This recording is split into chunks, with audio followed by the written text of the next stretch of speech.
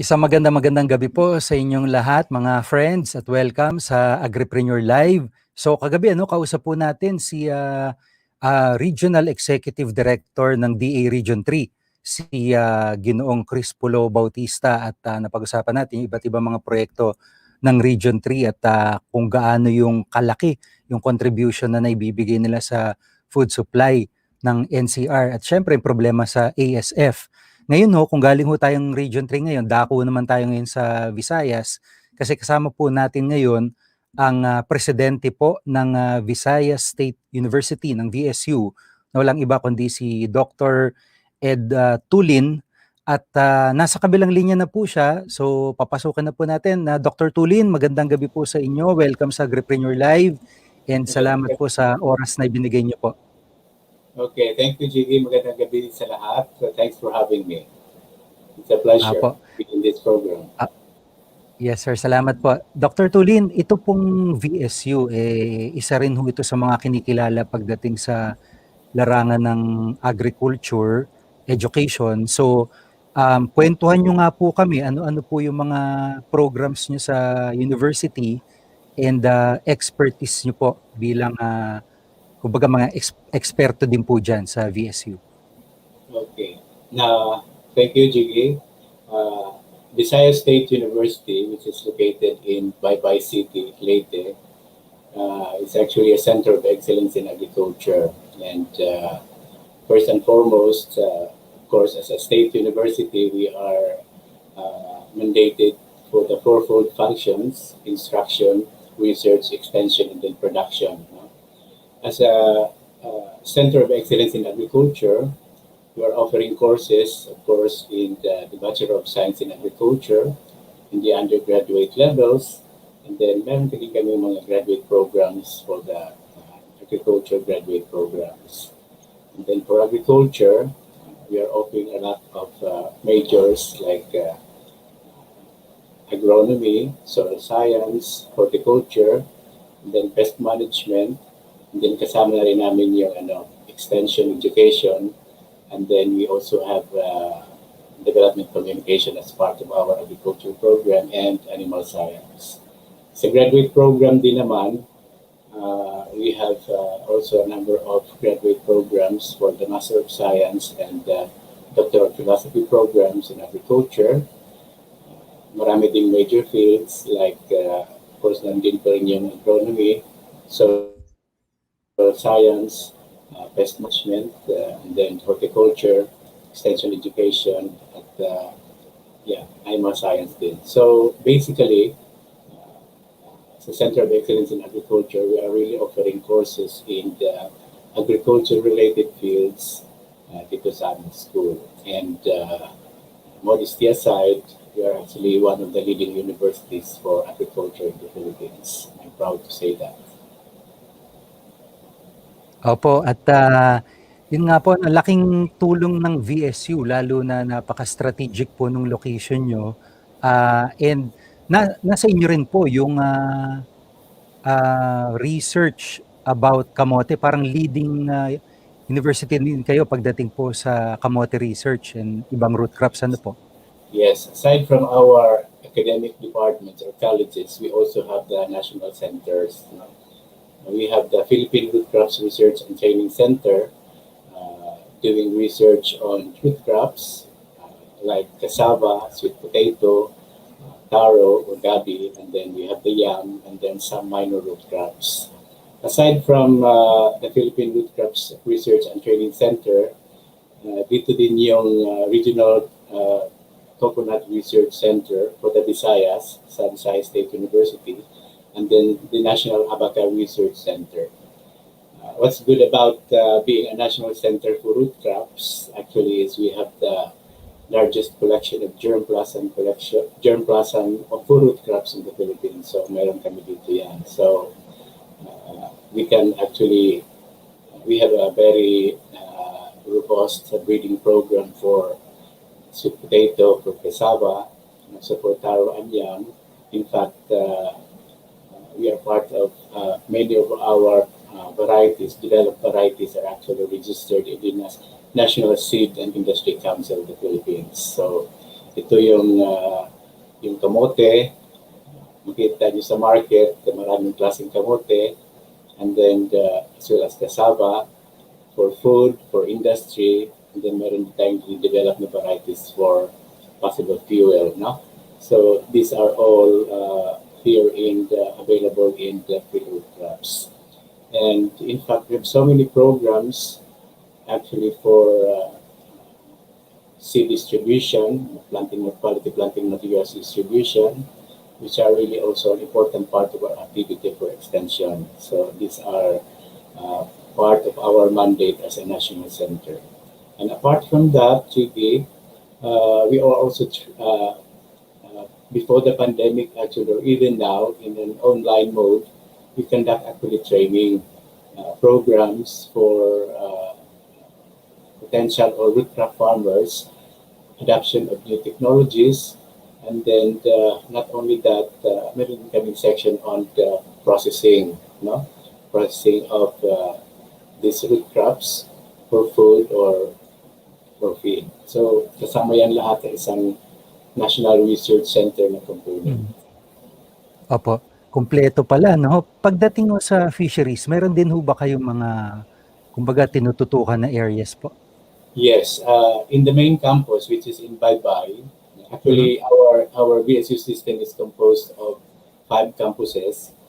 We have the main campus in Baybay, which is the biggest, and then we have 4 other campuses, and then one campus or component college is actually our BSU Tolosa, which the banner program is on fisheries. No? So they are basically the work there, research or instruction is actually offering programs like BS Fisheries, MS Fisheries actually in our BSU Tolosa campus. This is located 30 or 45 minutes from the city of Tacloban. This is also strategic in terms of location, and that is also our facility. And apart from that, in the main campus, we also have the Department of Biological Sciences, and we have a marine biology program, complementing our programs in BSU Tolosa. So, parang ano yan eh, this is intertwine of talents between the main campus and the Tolosa Component College. Opo. Actually ho, dun sa Baybay campus nyo, nakapunta na ako to. Pero matagal na, mga 2017 or 2018 po. Nag-talk ako about TV production and journalism. Opo. And ang galing nga ho kasi nakapaloob na lahat eh. Nandun na lahat, kompleto na dun sa campus. Hindi na kailangang lumabas din ng mga estudyante. So paano ho ngayon na may pandemic? Blato, online, may naka-adjust ho na ng todo yung VSU po sa situation po? Yes, now we are on the online learning mode because that is the modality that we are using. Wala talaga kami face-to-face classes because we are trying to avoid COVID at saka mahirap na mga estudyante, no? Magka-COVID, marami pa naman din kami mga estudyante. So, we are adapting the online mode completely. That's not completely, but we also have the offline mode kasi meron din tayong mga estudyante na nahirapan ng connectivity. So we also accommodate them by providing them instructional materials in the print mode. So yun yung ginagamit namin. So, but karamihan, as much possible, when they have connectivity, we provide them online instruction. And that we have implemented beginning in the first semester this year, last year. We started our semester in October, and then hopefully, or we are scheduled actually to complete our semester by the middle of February. So, naka-adjust naman din kami sa pandemic, but again, there are so many preparations and there are so many policies to be established in order to adapt this modality of learning. But we learned a lot. I will tell you, we learned a lot from this pandemic, and not only siguro we tried to appreciate more on the value of online learning because of this. Noon talagang 100% face-to-face, although in our graduate education, meron din naman kaming distance learning, but now completely, pag may access lang ng connectivity, talagang online learning na yung mode na ginagamit namin. Which is, I think also will be the trend in the future. Oo nga po, kahit kasi may vaccine na ganun pa rin ho yung ipapatupad na protocol halos na 'di ba mag-ingat, distancing, Right, naka-mask. right, Opo. right. Dr. Tulin, yun hong mga estudyante, hindi ho ba sila nagkaroon ng problem with internet connection o kaya po yung mga gadgets na kailangan nilang gamitin pa sa online? Ano po ang initial assessment niyo po sa mga batang ito? In the beginning, there was, of course, problem of adjustment because that was natural because we were new in adapting the whole system. But eventually, we learned how to adjust, and of course, we were considering the of the students, because there are some students who really has very limited access or really find difficulty in connecting, no? So we divided our students, or we conducted a SMS survey on who among our students will be able to access completely online, and then who among them will not be able to connect because of their location. Because some of our students come from different places in Leyte, and there are really places where connectivity is very difficult. So those with connectivity, they can adjust to our online mode because we also designed a Moodle classroom or a Google classroom. But, basically more of the Moodle classroom, where we design our curriculum, instructional materials, evaluation instruments in that Moodle, which we have done.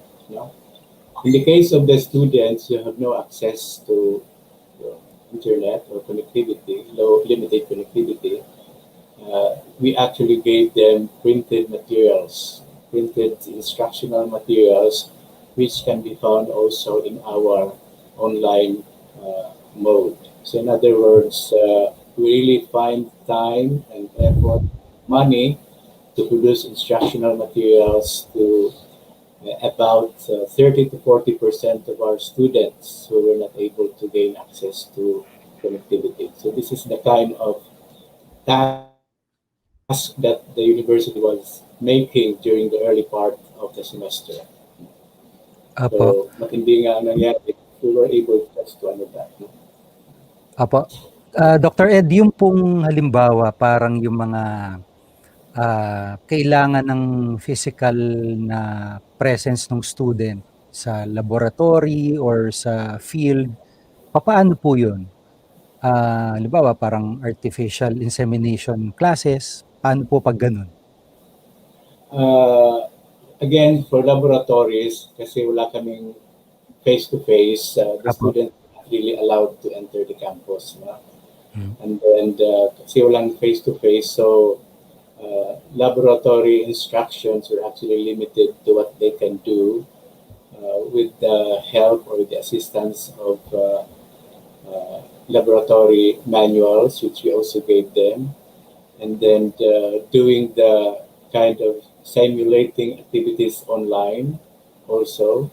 And then maybe give them learning materials through the internet for laboratory exercises that can be done through online.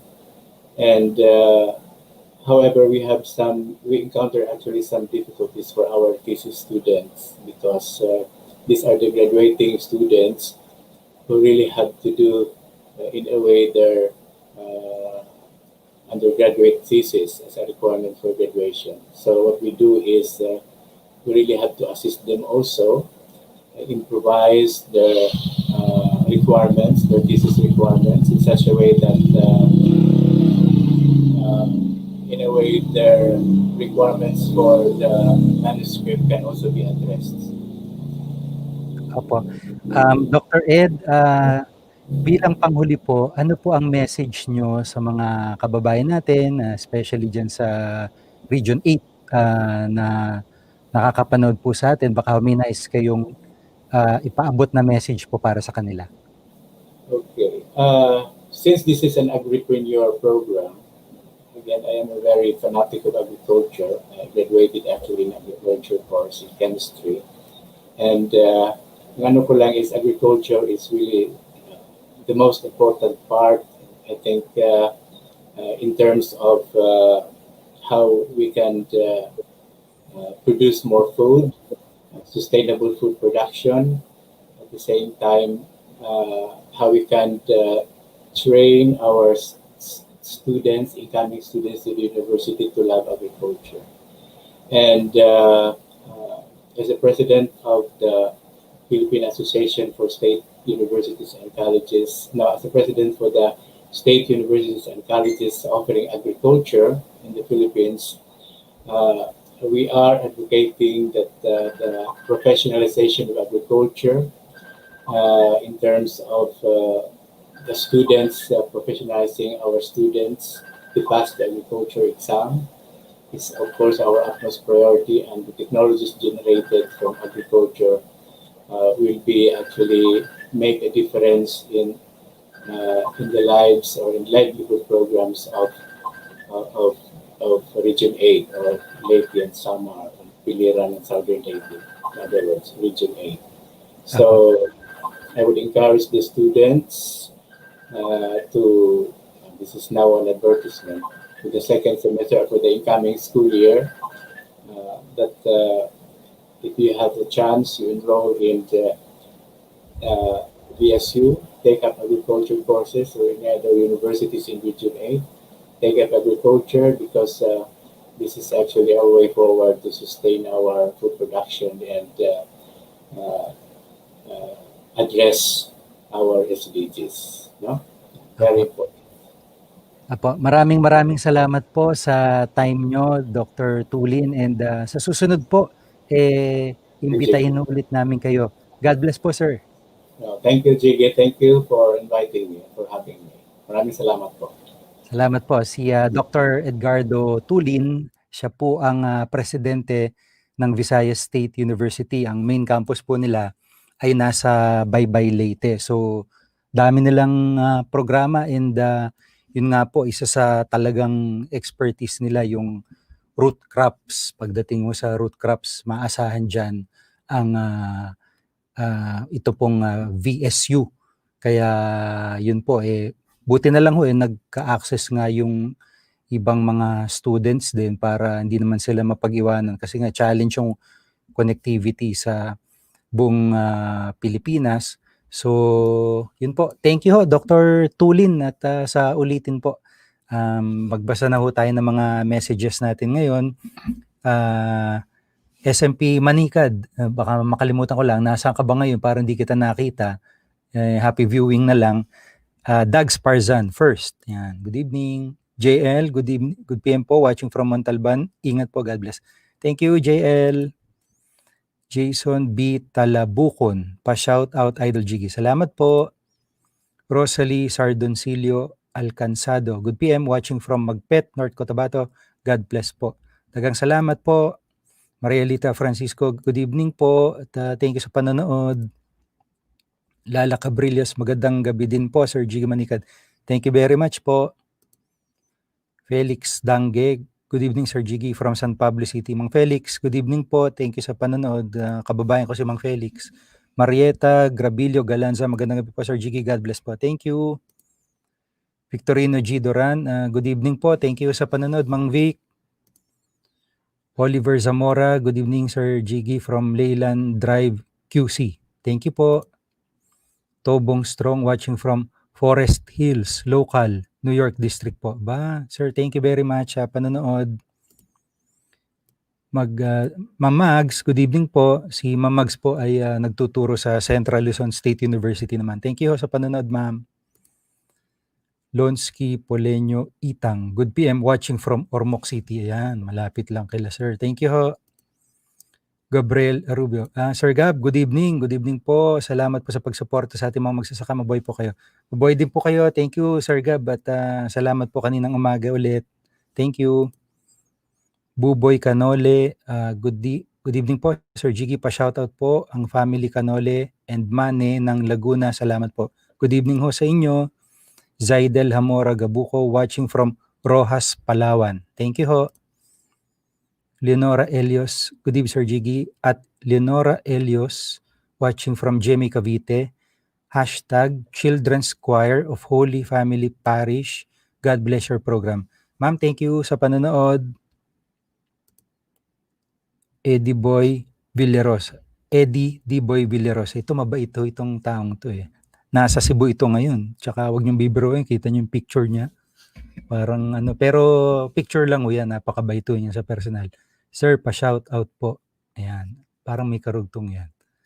Anong karugtong niyan? Janine, good eve. At nasan ba yung tatay mo na boss natin? Thank you. Kumusta kay Teresa Lasso? Good evening po, Ma'am Tere. Ate Prin, good evening. Princess Gubot de Torres, good evening. At kila sa tropa natin dyan, sa Princess Rasek Botanical Garden. Thank you ho. Melissa Pelfort, good evening po, Sir Jiggy Manicad and Dr. Ed Tulin. Salamat po. Joko Salera. Hello po, Sir Jiggy. Good evening po. Salamat po. Rendezvous, good evening, Sir Jiggy and mga ka-agri. Missing few episodes is like missing AgriPreneur live a decade. God bless po ba? Dagang salamat, Sir Ron. Yolanda Tang. Tita Oli, good evening po. Good evening, Sir G. Continue assisting our farmers. They are our heroes. Thank you, President Tulin of VSU as one of Picard's partner in R&D, technology transfer and commercialization. More power, Sir G, in your program, AgriPreneur Live, and God bless. Salamat po, Tita Oli, at kumusta sa mga taga-Picard. Doc Neil Lihauco. Good evening, Sir Jiggy. At Sir President Tulin of VSU. I visited VSU last Feb 2020 together with my colleagues from Tarlac Agricultural University for benchmarking. Yan. Itong TAU, Tarlac Agricultural, magaling din ho ito pagdating sa kamote production. So ito, dalawang university talaga nagkakatulungan. Thank you, Doc Neil. Josie Pitpit Pakunayan RA. Good evening mga ka-agri. Siguro yung RA po ba registered agriculturist? Salamat po. Darwin D. Umano. Good evening Sir Jiggy, watching from Hala-Hala, Rizal. God bless. Salamat po. Juliet Nasita. Ma'am Juliet, good evening po. Thank you. Joseph Dasinam ba? Joseph Director, good evening. Kumusta ka na ba? Sana malipat ka sa department na gusto mo, division, no? Sana payagan ka na nung boss mo dyan na mag-grow. Yan. Grow yung term. Thank you, Joseph. Alexander Morados. Hello, Doc Ed Tulin. Maayong buntag. Buntag, di ba sa umaga po yun? Maayong gabi. Greetings from Camiguin Polytechnic State College. Yan. Sir Alex, salamat po. Bibs Cabrera Gomez. Good evening po, Sir Jiggy. Be safe always. Salamat po, ma'am. Si Ma'am Bibs po, kababayan natin dyan sa San Pablo City, Laguna. Thank you ho. Ale Chavez. Salamat, Sir Jiggy, sa patuloy na pagbibigay ng kaalaman sa pagsasaka. Good evening po. God bless po. Miss Alet, tsaka sa Adores Farm. Good evening po sa taga Mabitak, Laguna. Thank you. Kennard Oroloza Andres. Good evening po, Sir Jiggy. God bless. And more power. Salamat po, Sir Kennard. Anisete Mario. Mario Anisete from Katribo Ug Lasang Foundation. Mayong gabi po. Bonrem Ortaliza Apostol. Good evening po, Sir Jiggy and mga ka-agripreneur. More power po and God bless. Salamat po. Soriano Keds. Soriano Diocales Mercurio Residence po. Watching from Valle Verde 6, Pasig. Ba? Okay kayo Thank you. Yan, to si Sir Eddie Boy, yung niya kanina, putol. Sir, pa-shout out po.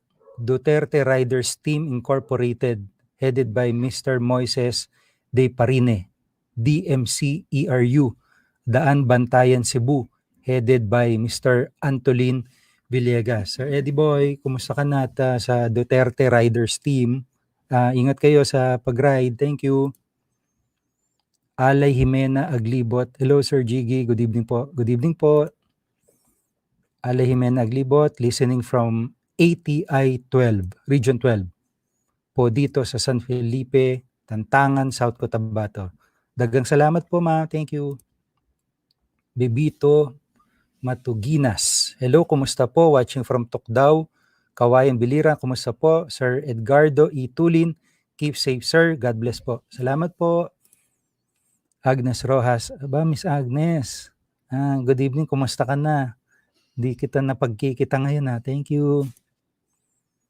More power to you, Sir Jiggy, and so with Dr. Edgardo Tulin of VSU. Thank you for sharing your knowledge. Salamat po ulit. Alay Jimena Aglibot. Salamat po. Randy Bardahe. Good evening, Sir Jiggy Manicad from Herfina o Jerfina Food Products Tokhang Hot Sauce. Sir Randy, yung mga binigay mong binhi, tumubo na. May maliliit na bunga na.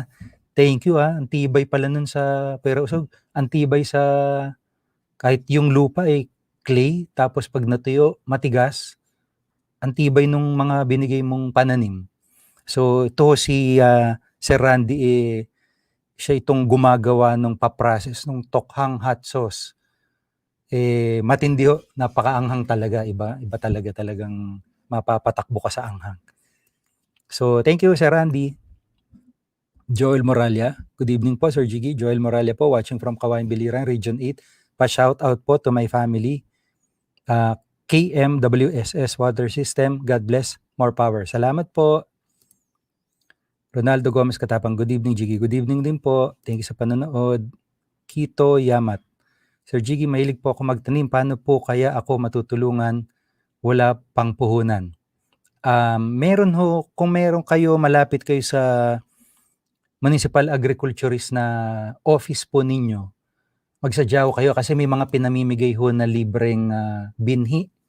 Yung masigla ho sila ngayon, marami ho silang pinamimigay na binhi. O kaya po sa DA Regional Office na malapit po kayo, meron ho yan, minsan fertilizer, meron pong binhi na lalo ngayon, marami ho silang available dahil nga plant program ang sinusulong ng DA. So punta lang ho kayo doon para magkaroon ho ng katuparan tong pinaplano nyo. Sa paso o kaya po sa maliit na patch ng lupa, kayang-kaya nyo hong gawin. At magsimula lang, trial lang muna para mapag-aralan nyo mabuti. Ano po? Salamat po. Willie Laluna Frias. Hi, Kapuso Jiggy. Salamat po. Joy sa Pantamoyka. Good evening po, Sir Jiggy Manicad. Lord, God bless you. More power. Salamat po sa panonood. Clyde Estremos. Good PM po from Cebu City. Thank you very much po. Sheila Javier Florentino. Watching from your SPC. See you soon, Jigs. Ba, Miss Sheila, ha? Thank you very much sa panonood. Beth Mutya. Good evening po. Salamat po. Maria Natividad Perez Adolfo. Good evening again, Sir Jiggy. Ma'am, salamat po sa panonood and support. Thank you ho. Balweg Tungpalan, watching from Ifugao. Salamat po. Efrelita Gose Esteliore. Hello, Sir Jiggy Manicad from Riyadh po. Good evening po at sa mga OFW dyan sa KSA. Salamat po. George Horserada. Salamat po, sir. Salamat din po. Cyrus Kinol. Good evening po. Thank you. Jennifer Peralta. Good evening, sir. Watching from Bagamanok, Catanduanes. Good evening po. At kumusta na kayo sa Catanduanes? Susan Kinzon. Good evening po, sir. Ingat po. God bless po. Salamat ho. JV Avelino, good evening, Sir Jiggy, watching here from Danao, Bohol. Good evening po sa inyo dyan. Joyce Princesa, good evening, Sir Jiggy, God bless. Salamat po. Molen Kabaya, Kabusbusan, Antenorio. Good evening po, watching from Leon, Iloilo, more power and God bless po. Salamat po. Shenhai Hamloves, watching from OFW Malaysia, ano na ang bago mong TV program? Meron no, yung AgriPreneur. Actually, matagal na ho siya. Nasa GMA to. Every 5:30 Sabado sa GMA. 5:30 ng umaga. So, kung di pa kayo nakakapanood, direct nasa Pinoy TV siya, di ba? Nasa Pinoy TV ho, yung AgriPreneur. So, nodo kayo kung may Pinoy TV po kayo. Salamat po. Jerry Galache Agbisit. Hello po, Sir Jiggy Manicad. I'm watching from Mayantok, Tarlac. Aba, good evening po. Dinah Dingle. Good evening, Sir Jiggy. Watching from San Pablo City, Laguna. Keep safe po and God bless. Kumusta ho sa mga kababayan natin na nanonood sa San Pablo at kumusta na ho kayo dyan? Sana ho nakapag-diwang kayo kahit papano nung fiesta at least pasalamat sa mahal nating patron. Thank you. Roel Galolo. Hi, Sir Jiggy.